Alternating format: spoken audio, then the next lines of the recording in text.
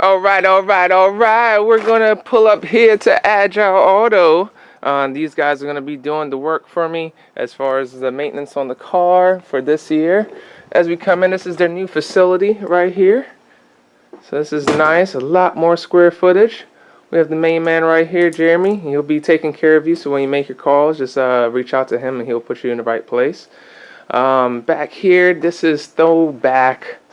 It's Thursday, so we're just going to throw it back right now. This is back when I met these guys, actually. Shoot, it's been over 10 years now. And seen them go from, what was it, Cockeysville area, off of York Road, and now into the big shop doing big things. So it's good stuff here. So let's check out and see what kind of services they can do for you guys. Alright, cool. So let's check to see what Hill's up to. And can end up talking with him, see how the services are. Hey, speaker of the devil, what's going on, Hill? How you doing? I'm doing good, doing good. Good to see you, man. It's been a long time. So, yeah, I just wanted to come in. Obviously, you're helping me out this year for the car, battling the STR. You guys do a lot of great services here. Been working with you guys for over 10 years. Tell folks a little bit about what you do here. We do everything from general maintenance on your standard daily driver all the way up to full-out race preparation on dedicated track cars. Oh, nice, nice. And I see that you have some cars here. You got the green on, and kind of representing a green car that you have back there. Yeah. Talk a little bit about that. That's the Raver Motorsprts Super Light Coupe. It's a dedicated track vehicle. Pretty much it is a street car in terms of the kit that you would purchase from Super Light, but the build that we put together for the Raver Motorsports guys is 100% track car, so everything's designed around going as fast as we can possibly go on the racetrack, and no streetcar stuff to haul around, so it's about as light as you can get it. Nice, nice. And I see a bunch of trophies out there, and I also see another race car next to that. What was that? Why don't we walk out? We can have a look at them. Sweet, sweet. The second car is it's a Cheetah. It's basically full aluminum chassis, kind of a kit car type of deal as well, although they were sold as rollers. A couple of Boeing engineers got together and built the cars. They made about 16 of them before they closed up and went on to do something else. But it's a neat little car. It's got a Yamaha R1 engine, sequential shift, obviously, chain-driven rear, push rod, rear suspension, and it's a nifty little car. Nice, nice. And obviously you got the green beast sitting next to it right now. And right now you're doing corner balancing and dialing everything in at the moment. Yeah, so this car is basically getting the suspension dialed in for the coming season. Our client uses this car predominantly for hill climbs with the SCCA, and it's been a good, successful platform over the years, although he's recently acquired this, and it needed an absolute wealth of maintenance. The car was worn out in a lot of respects when it came in. We're just trying to make sure it's going to be a good, safe performer for him. Gotcha. And I know that these cars are pretty much like hit cars, putting them all together, but you also specialize in the Subarus, of course, and we got the Black Beast over here that has won quite a bit with time attacks. What's a little bit of info on this guy? Sure. So this is WRX STi, your standard production car right from Subaru that was a show car in its previous life. This was the first car that we did for Raver Motorsports, and this car was in pretty rough condition when it came into us. I wouldn't even say it was a safe show car, but it certainly had a huge transformation. We basically took it all the way down to bare sheet metal and redid everything on the car. I don't think there's any parts left on it but the original unibody from when it first came to us. Okay, and I see you also got a big tire guy over here, which says all drag to me. That is absolutely all drag. That one makes enough horses, and so suddenly that would not be a real good car to turn with, nor is it set up for it. So, we've done some things that make it a little bit better for drag racing, but certainly would hurt it in a road course environment. So brakes have been downgraded. Every little bit of weight that we could pull off it has been pulled. It's all about power production on that one. Cool, cool. Good to hear. And other than WRXs and kit cars, I see that you have a slew of different cars out here. Even the older school cars, minis, and stuff like that. So you kind of work on a little bit of everything. Yeah, we really do pretty much the full gambit of cars at this point. Like I was saying before, we do everything from your standard daily driver in, SUVs and, minivans vans all the way up to performance cars and even some old stuff like the Carmagia over there. And that really is the full gambit. It's muscle cars to imports to, you know, little custom kit cars like these. Cool, cool. Well, thanks a lot, man. I'm gonna go work on the car right now, but thanks a lot for the tour of the place, and come check out Agile Auto. You can check out the tag down below, and good guys. Been working with them for pretty much a decade now. My pleasure. Thank you, Shane. Thanks a lot, Hill. Give me some schmutz. I need this stuff. Real quick. Let's hear this. Oh, it's even worse. Dude, that sounds like Fred Flintstone. And then going back, it's even worse. Damn, dude. That's one of the worst ones I ever heard. Like, Yeah. I ain't kidding. That's bad. It just started like that, and I was like, I heard it just a little, and then after this weekend, it just got that bad, and yeah. So that's being replaced by this guy right here, and as you can see, silence. All right. So let's continue our work on this thing. Danny, find me my man. All right. So we got, you know, pretty boy Floyd in here now. And this is all nice and smooth. Yeah. So the only tools that were actually needed, other than a big ass fucking hammer, is you got a 14 mil bolt back here. So there's 4 of them holding 1, 2, 3, 4. And then you have a 10 millimeter, which I just got to put this guy in for the sensor. So double check as far as how much pressure or you know, your torque settings. I believe those were around 100 Newton meters, but I'm going to double check the manual or service manual real quick. Once all that is tied in, we are good. Nice and smooth. So then I'll just go ahead and put back on the brakes. Brakes have 17 millimeter bolts here and here to hold on the caliper, and then it's 14 millimeter bolts as far as for where the slide pins are for the caliper. So nice direct install and extract. The biggest thing with the extract, make sure that you have some additional 14 millimeter bolts, because you are going to hit them with a hammer or a air hammer of some sort, and to actually push this assembly out, the original. So you will destroy your bolt. So just make sure that before you get started, you get some additional bolts. All you need is at least 2. And then they happen to have the snap-on bit here, so since the head was damaged, they're able to still turn it and extract it. So it's an extraction socket. So you may need that as soon as you keep on hitting those things with the hammer. So yeah, in and out real quick. All right, so we got the wheel off, and then what we're going to be looking at is this guy right here. All right, so now that we're looking at it, on the other day, this is my measurements, and it wasn't really on a level floor, but then we got Tommy's measurements, which are here. So here at the top, Tommy's measurements are there. The fronts seem to be about right. So what I'm going to do is that I just got to adjust the front right, lower that guy a little bit, and then the rear of the car I'm just going to bring down just a shade. So since the rear right is around at 5 inches, I'm going to bring it down to Tommy's height. So I'm actually going to try and match him. Why not? It's running.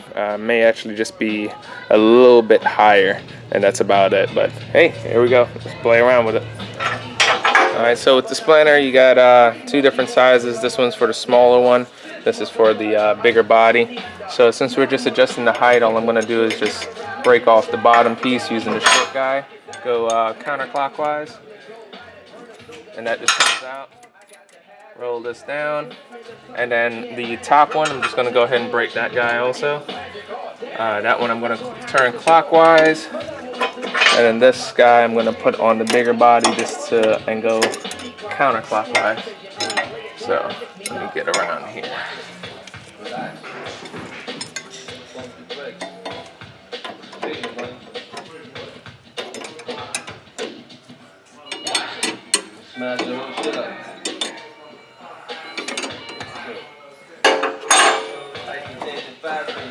Sometimes you got to turn the spring just a bit, just to get the tool in here. Even with the preload, it's still gonna turn. So there we go. Got this top one now loose. Bottom one's now loose. So then I'm just gonna go ahead and turn this body clockwise, and it's going to move it all down. So moving it on down, so this is the sleeve. It's moving it down is going to lower the car, although that looks a little sexual right there. We're going to actually just lower the car by a bit. So based off of those threads right there, I already kind of guesstimate that that's as low as I can go. So I'm just going to try and lower this almost down as low as I can go at the moment.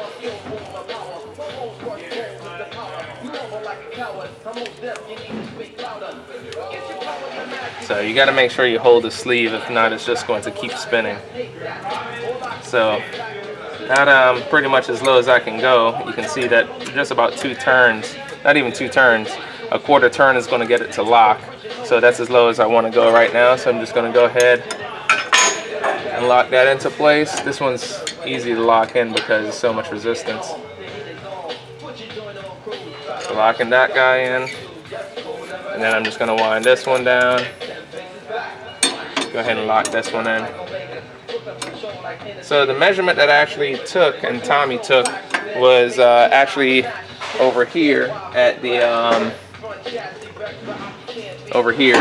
So when the car was down and leveled, I actually went from the weld down to a level area and then checked that all around. So since this whole jig is fully leveled, the car's measurements were good. So that should be good right there. I'm going to go ahead and work on the other side, and the other side I'm going to also lower it that much, because although we're getting some rubbing, as you can see in here, that was with the older setup. So what I'm going to end up doing, I forgot to stop by the store and get some spray, but I'm going to spray this guy, and so that way I can see when there's any rubbing. And what we're going to do is just whether it's black spray paint or the sealant, so that way we can cover that up, and that way it also doesn't rust. So that's the only part on the frame. There's no rub at all. This is actually nice and rolled all the way around. So that's it. We'll go to the other side. And locking my top and my bottom. I'm going to go ahead and put the rims on, and only going to do three lugs.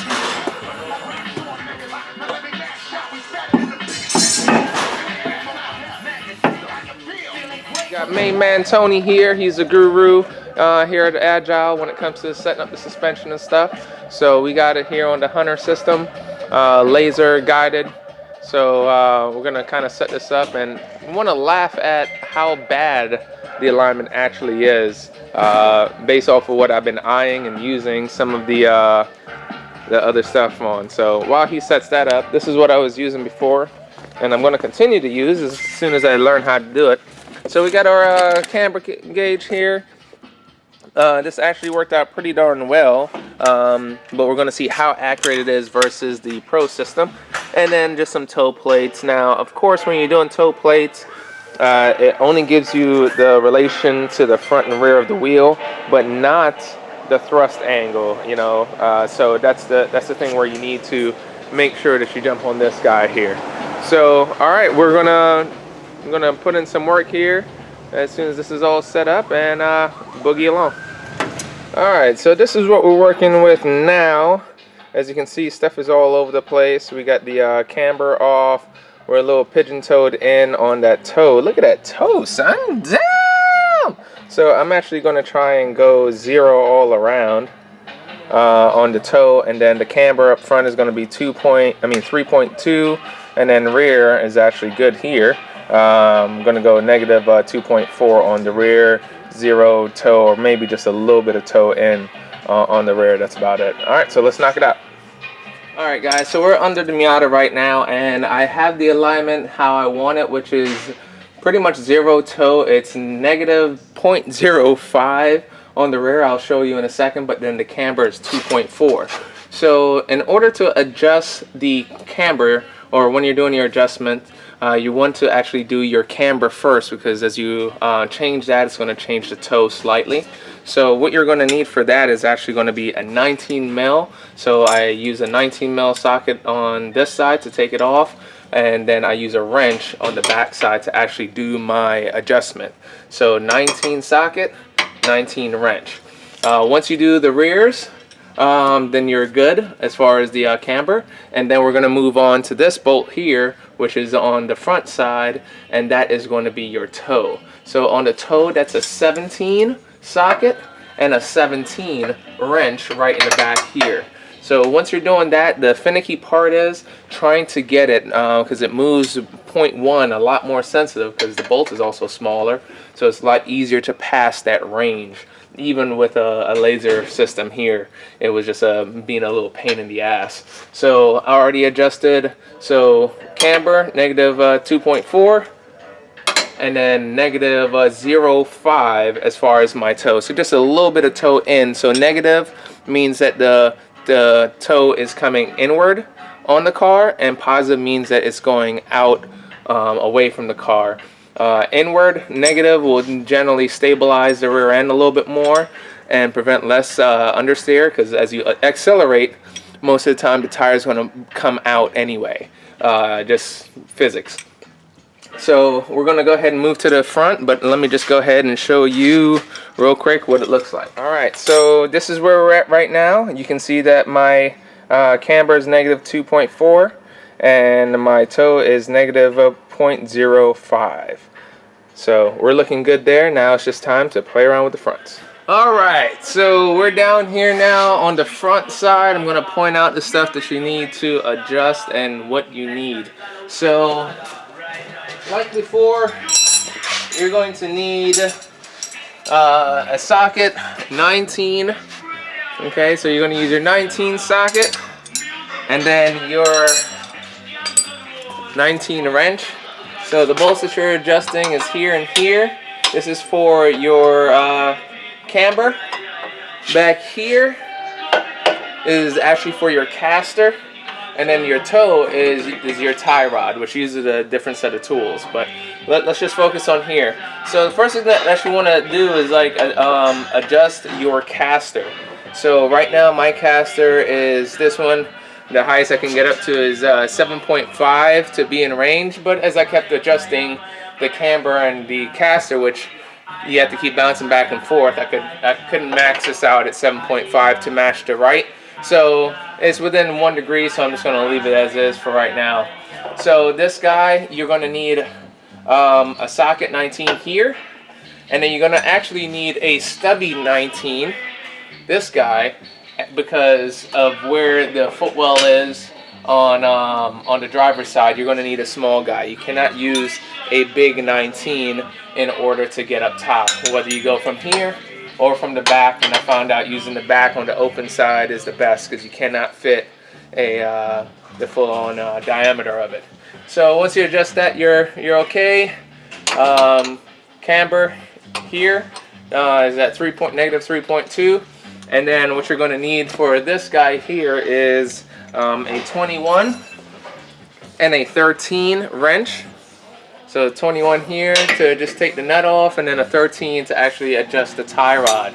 So my left tie rod was easy to do, but the right tie rod is not fully seized, but it needs some work. So let's go ahead and take a look at that guy. Move the light. So I don't know if you can actually see the tie rod, but it's right here. So we had to soak that guy, so it's going to end up needing to be replaced, but we're at 0 toe all around right now, both front and rear.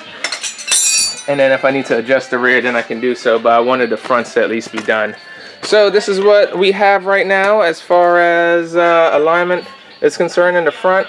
So caster is the 7.4 number here, and 7.5 just within range. The max that we can go and be in range is 7.6. That gets you out of range, so the max is 7.5. So that's where I wanted to be. Toe is at 0. My thrust angle is slightly off because of the the caster. So it's just going to be off by 0.1 degree. Just not willing to fight that as much, but we are within the happy range. So we're going to go ahead and show the summary. I'm going to double check, make sure everything's tight, and once we're summary, we should be good for today. Alright guys, so we're all done here. Height wise, it looks like everything's settled once I drop the car, but everything's looking good. We'll see how this thing drives and go from there. But yeah, thanks a lot for Agile Auto for doing all the work. Thanks all the fellas here, Tony, Chris, and all the other guys for helping me out with the work on the car. And yeah, that's a wrap. Let's see how this thing drives this weekend. Gonna sign up for the BMW event along with the already obviously signed up for SCCA stuff. All right, thanks guys, and check us out next time.